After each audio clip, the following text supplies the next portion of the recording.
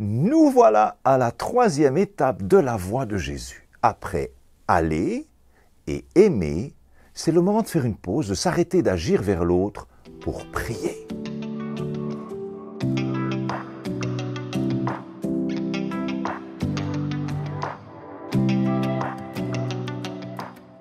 Mais qu'est-ce que prier fait à la troisième place? Ne devrait-on pas commencer par prier? C'est vrai, mais en fait, on devrait commencer par chaque étape. Et au final, c'est ce qui se passe, puisque chaque étape se poursuit en parallèle avec les autres, avec les suivantes. Et finalement, chaque étape se pratique en boucle. Mais cela dit, il y a une bonne raison de mettre prier à la troisième position. Parce que dans la dynamique du royaume de Dieu, la prière ne précède pas notre mouvement vers l'autre. Elle l'accompagne et le nourrit.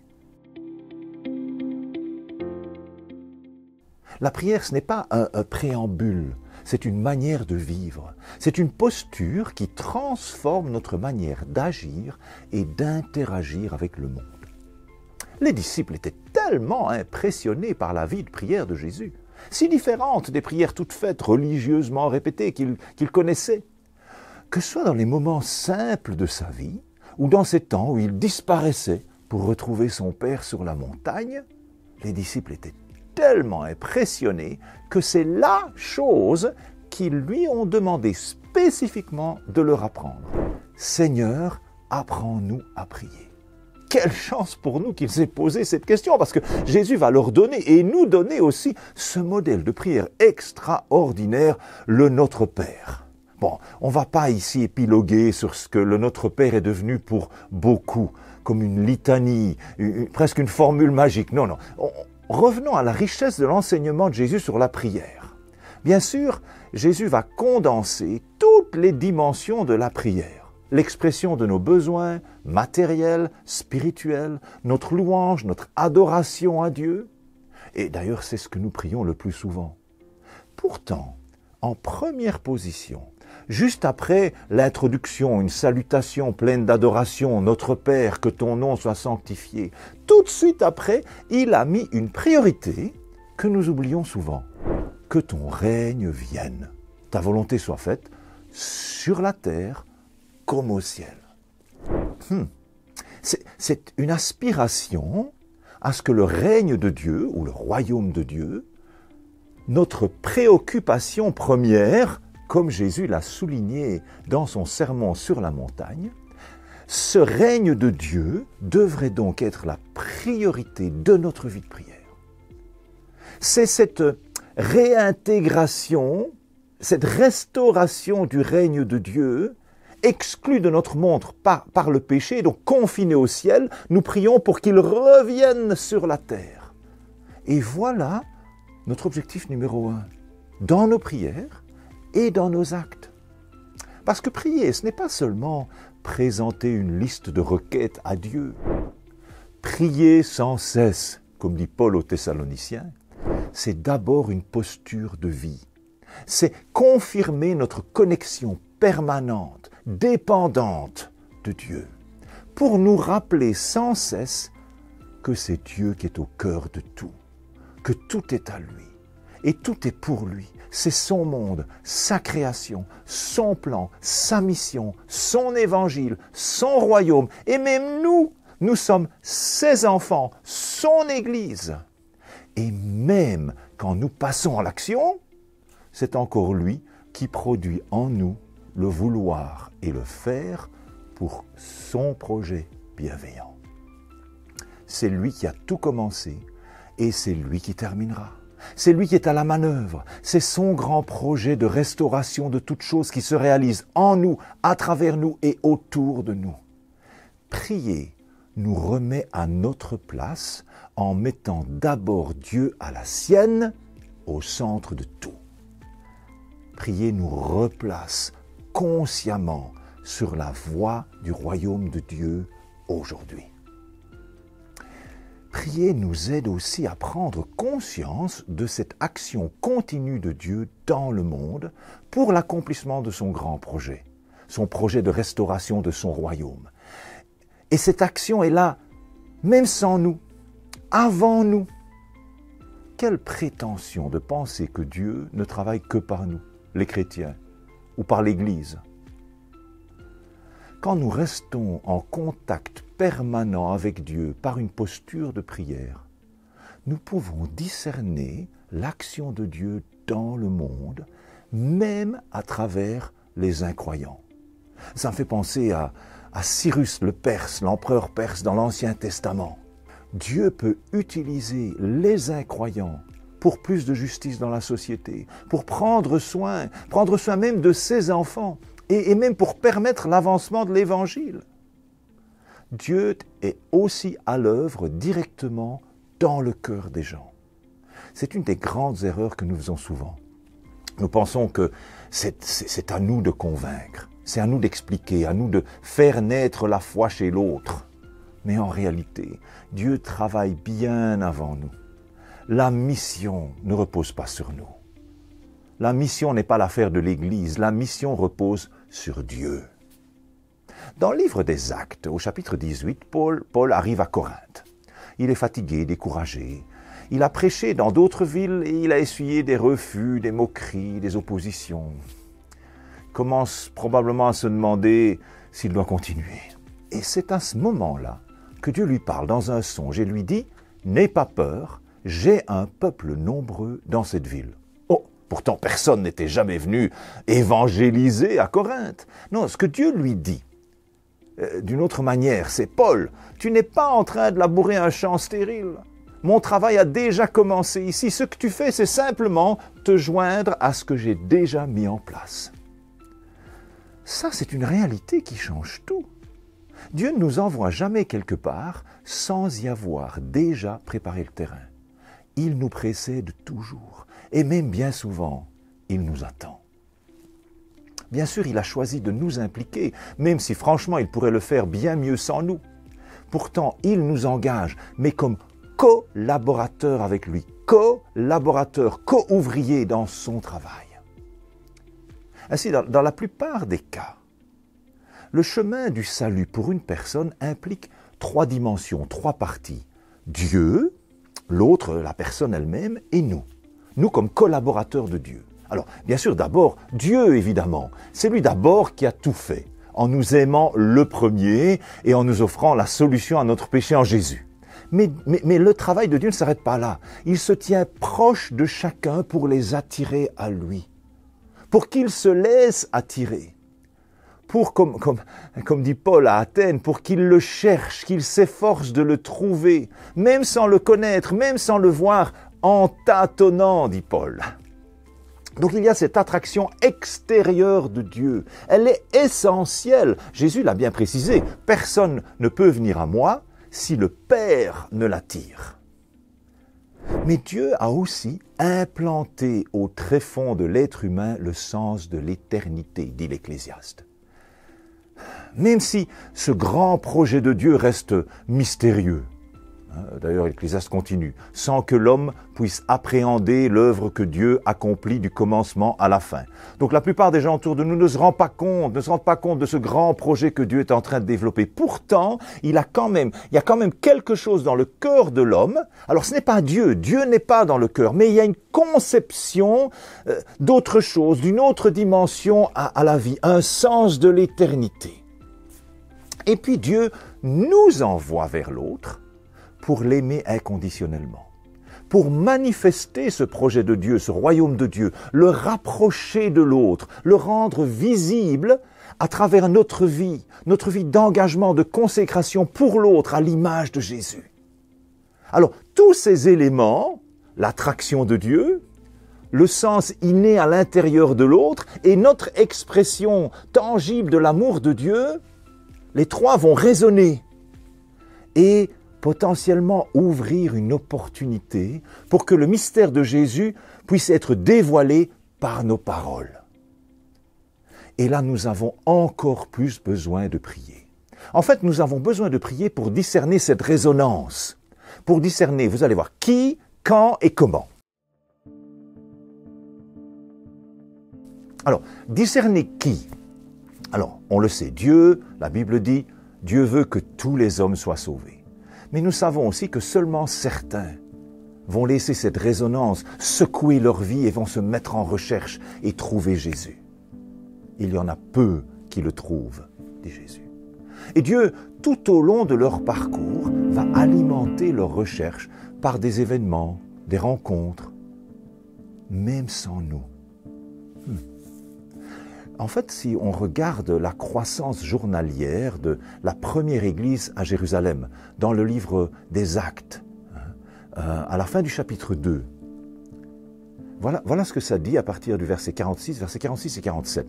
Le peuple tout entier leur était favorable et le Seigneur ajoutait chaque jour à leur communauté ceux qu'il sauvait. Waouh! On a envie de ça, hein?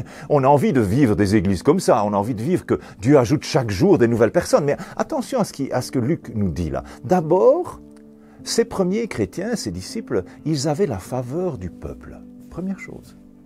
Les disciples étaient devenus une bonne nouvelle pour le peuple en dehors de l'Église. D'ailleurs, certains commentateurs proposent une traduction un peu différente. Ils avaient la bienveillance, ou de la bienveillance, envers le peuple. Et eux soulignent plutôt une action intentionnelle des disciples en faveur du peuple. D'ailleurs, Luc, un peu plus loin, au chapitre 5, va ajouter que le peuple les tenait en grande estime. Et là, Dieu fait résonner cette faveur du peuple, ou envers le peuple, avec son œuvre préalable dans la vie de ceux qu'il cherche, en les ajoutant à l'Église. Mais attention, Paul utilise l'expression, littéralement, Luc utilise l'expression, non pas Dieu ajoutait ceux qu'il sauvait, mais Dieu ajoutait ceux qu'il était en train de sauver. L'ajout à l'Église, par Dieu, des nouvelles personnes, c'est donc un aboutissement, l'aboutissement d'un processus que Dieu conduit dans la vie de ceux du dehors, avec la contribution, l'impact de la bienveillance intentionnelle des disciples. Donc les disciples sont bienveillants envers, dans un processus que Dieu est en train de mener. Il est en train de les sauver et finalement il les ajoute à l'Église. Je dois avouer que je n'étais pas capable de voir ça. Pendant tellement d'années, j'étais braqué sur mon rôle, ou le rôle de l'Église, dans la conversion des perdus, que je ne pouvais pas voir, je ne pouvais pas accepter que quelqu'un chemine avec Dieu sans nous. Je voyais tout en noir et blanc, avec le contraste au maximum. Je me souviens de Pauline. Pauline s'est faite baptiser. Je l'ai accompagnée dans la préparation de son témoignage. Elle était déjà assez âgée, elle avait donc une longue histoire à raconter. Des pages et des pages. Mais vous savez, ce qui me dérangeait, c'était qu'à bien des étapes de sa vie, elle soulignait, elle rappelait qu'en regardant en arrière, maintenant elle pouvait discerner que Dieu était là, dans sa vie. Alors je lui dis non, je lui ai d'ailleurs dit non, Pauline, franchement, c'est pas possible. Tu sais bien, Dieu est dans nos vies à partir de notre conversion, pas avant. J'étais aveuglé par mon orgueil d'évangéliste. En fait, oui, Dieu était en train de sauver Pauline depuis des années. Et moi, finalement, je l'ai juste accueilli quand il l'a ajouté à l'Église pour l'accompagner dans sa nouvelle naissance. Notre rôle, c'est donc pas d'aller chercher les gens, de les attirer par nos stratégies. Alors, franchement, certaines stratégies avec même une forme de dissimulation, on ne dit pas trop, on invite les gens à un concert, à une conférence, à un repas, et on ne dit pas d'emblée qu'en réalité, ce qu'on veut, c'est leur prêcher l'Évangile. Non, notre rôle, c'est de les aimer intentionnellement et d'attendre que Dieu les amène. D'attendre que Dieu fasse aboutir son chemin de salut dans leur vie. Et alors oui, bien sûr, nous implique, nous engage dans son processus. Alors ça peut être dans une des étapes quand il est en train de les sauver. Peut-être même la dernière étape, celle de la nouvelle naissance. Notre souci, c'est que ces gens autour de nous qui sont déjà en chemin avec Dieu, ce n'est pas écrit sur leur front. Nous avons besoin que Dieu nous les montre. Et c'est pour ça que nous prions. Nous prions pour que Dieu nous fasse discerner qui. Et ces personnes, elles sont bien là autour de nous.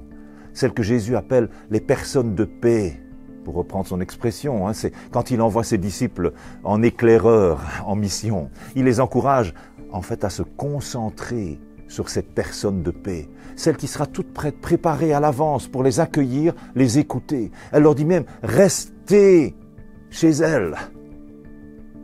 Nous avons besoin de prier pour que Dieu nous montre, parmi toutes ces personnes que nous aimons en pratique, les quelques personnes qui le cherchent vraiment, pour pouvoir rester chez elles, c'est-à-dire investir nos vies dans une relation plus proche, plus intime avec elle. Dans la pratique, j'aime, je prie et j'attends. Et puis Dieu répond. D'abord, Dieu va agir en fait à l'intérieur de moi. Typiquement, il va me donner un amour, une compassion particulière pour certaines personnes. La plupart du temps, ce sera quelqu'un autour de moi que je côtoie régulièrement, mais quelquefois ce sera aussi dans des rencontres tout à fait fortuites. Cet amour va naître pour quelqu'un. Plus, je ne sais pas, particulièrement. Je vais alors ensuite prier plus spécifiquement pour cette personne-là. Et Dieu va faire grandir cet amour particulier encore plus. Quelquefois, ce sera même contre toute logique. C'est peut-être quelqu'un avec qui je n'ai même pas d'affinité, pas de lien particulier, d'amour particulier, mais quelque chose en moi va grandir envers cette personne-là. Et alors mes prières vont évoluer. Maintenant, il me semble que je discerne qui Dieu place dans ma vie. Je vais passer à la deuxième étape de la prière. Je vais prier pour discerner le quand. Après le qui, le quand.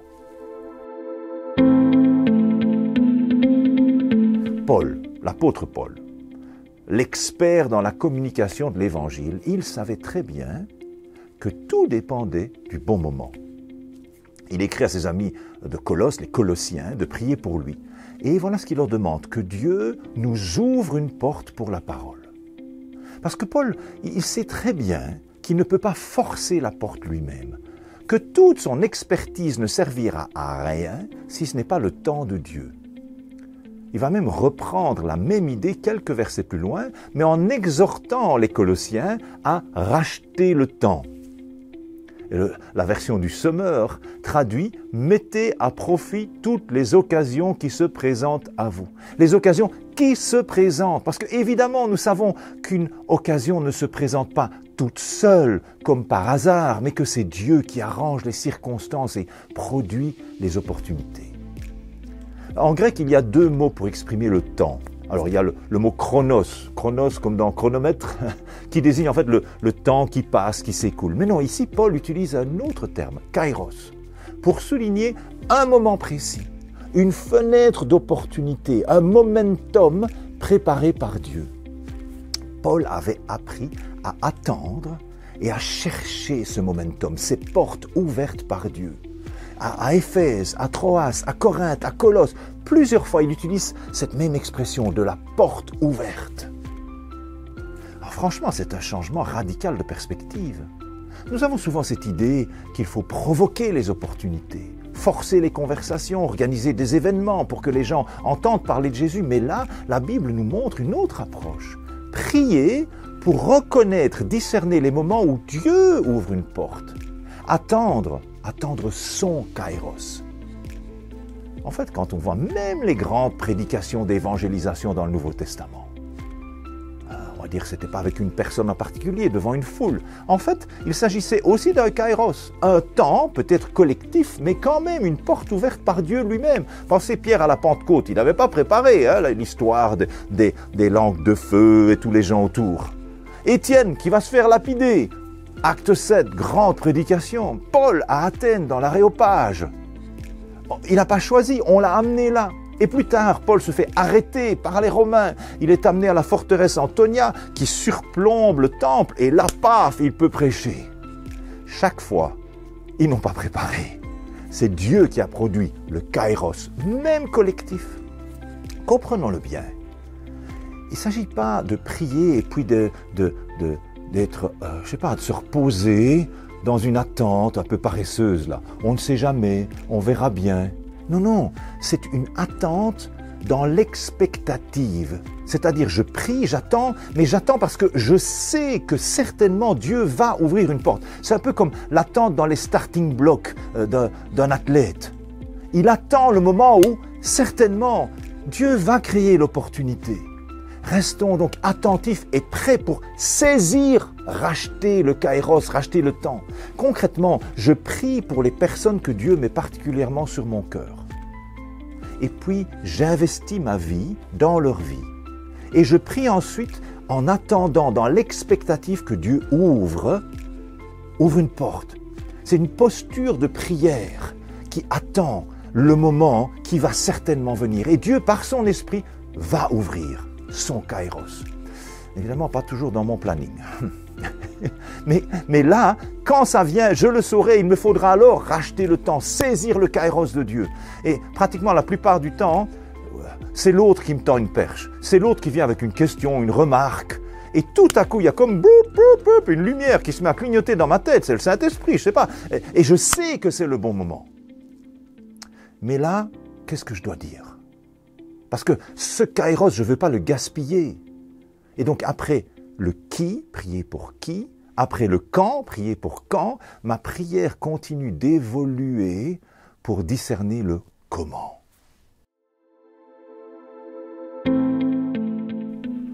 Comment? Et là, franchement, c'est là que Paul me surprend le plus dans sa demande de prière à ses amis colossiens. Après avoir demandé qu'ils prient pour que Dieu ouvre une porte pour la parole, pour qu'ils puissent annoncer le mystère de Christ, il demande leur prière, et je cite, afin qu'ils le manifestent, donc que Paul manifeste le mystère de Christ comme il doit en parler. C'est comme si Paul ne savait pas comment il allait le dire. Donc jusque-là, même si l'autre est en chemin avec Dieu, Jésus, son message, son œuvre, ça reste un mystère pour cette personne. Il faudra le dévoiler. Et Paul sait que ce sera son rôle, notre rôle, de rendre ce mystère de Jésus clair, compréhensible, accessible à l'auditeur. Et franchement, s'il y a bien un expert pour expliquer l'Évangile, c'est bien Paul. Et pourtant, Paul sait très bien qu'à chaque fois que Dieu va ouvrir une porte, que l'opportunité va s'ouvrir, à chaque fois qu'une nouvelle personne ou un nouveau groupe est prête à écouter, c'est un nouveau défi. Parce que Paul n'a pas une présentation standard de l'Évangile qu'il sort et blâme, 1, 2, 3, 4. Il sait bien que c'est illusoire. Il lui faut à chaque fois s'adapter à ce que l'autre peut recevoir. La parole qui dévoile Jésus sera toujours deuxième. Elle viendra toujours en second. Elle viendra après l'autre, la question, l'appel. Elle suit et dépend de l'autre. D'ailleurs, Paul le dit plus loin, quand il recommande aux Colossiens, vous savez, quand il dit que leurs paroles soient toujours empreintes de grâce, pleines de sel, pour savoir comment répondre avec à-propos à chacun. Répondre à chacun. Il y a donc une adaptabilité à l'autre pour choisir la bonne attitude, les bons silences et finalement les bons mots. Jésus nous montre un modèle dans ses conversations avec les disciples qui pêchent, par exemple, quand il les appelle à devenir pêcheurs d'hommes, avec la Samaritaine au puits, avec Nicodème, avec bien d'autres. Chaque fois, il s'adapte à celle qui l'écoute. Paul lui-même est un exemple formidable dans tous ses discours, et notamment aux Grecs à Athènes. Oublions les présentations de l'Évangile à taille unique, la même présentation pour tout le monde. Nous faisons bien trop souvent attention à notre propre discours et pas assez à ce que l'autre peut recevoir. Paul le dit clairement aux Romains, la foi vient de ce qu'on entend. Alors bien sûr, personne ne va entendre s'il n'y a pas quelqu'un qui parle, mais avec quels mots? Parce que vous savez, il y a bien des discours de proclamation de l'Évangile qui nous paraissent limpides, mais totalement incompréhensibles, voire même inaudibles pour nos interlocuteurs. C'est une prétention dangereuse de croire que par notre discours, nos arguments, quelquefois même nos espèces de, allez, j'ose le dire, manipulation émotionnelle, et je te mets une belle musique d'ambiance, le chant d'une chorale, ainsi on va mettre la personne dans une attitude, une atmosphère, et nous allons la convaincre. D'abord, pour savoir quoi dire. ça va me demander de prendre le temps d'écouter. Écouter sincèrement l'autre. Le temps de la parole, c'est la suite naturelle d'une rencontre, d'un amour au service de l'autre. Je vais discerner en l'autre une démarche particulière. On va développer une relation. Mais un jour, dans cette relation qui s'approfondit, oui, la question viendra. Sa curiosité, son attente va s'exprimer. Et je prie pour que Dieu me fasse discerner cet appel, me donne par son esprit les bonnes paroles pour dévoiler le mystère de Jésus. Paul le dit aussi aux Éphésiens. Voilà ce qu'il dit, « Priez pour moi, afin que, lorsque j'ouvre la bouche, la parole me soit donnée, pour faire connaître avec assurance le mystère de l'Évangile. » Prier, c'est bien plus qu'exposer ses besoins à Dieu. Prier, ce n'est pas demander à Dieu de nous accompagner dans nos stratégies, dans nos démarches. Non, la prière, ce n'est pas juste une formalité avant d'agir, c'est une posture qui transforme notre manière de voir le monde et d'interagir avec les autres. La prière ouvre nos yeux pour voir Dieu à l'œuvre dans le monde, mais aussi pour voir les gens, pas comme des cibles à évangéliser, mais comme des personnes que Dieu attire. En priant, nous pouvons discerner parmi eux ceux qui sont en fait déjà en chemin avec Dieu. Par la prière, nous verrons le bon moment et nous recevrons les bonnes paroles pour dévoiler Jésus. Allez, aimez, priez et puis parlez. Oh, mais ça, ce sera la prochaine étape pour une prochaine vidéo. Alors partagez vos réactions dans les commentaires. N'hésitez pas même à m'envoyer vos questions. Vous pouvez laisser une vidéo sur notre site web. J'essaierai d'y répondre au mieux dans notre rubrique questions-réponses. Et puis, continuons notre route ensemble, parce que telle est la voie.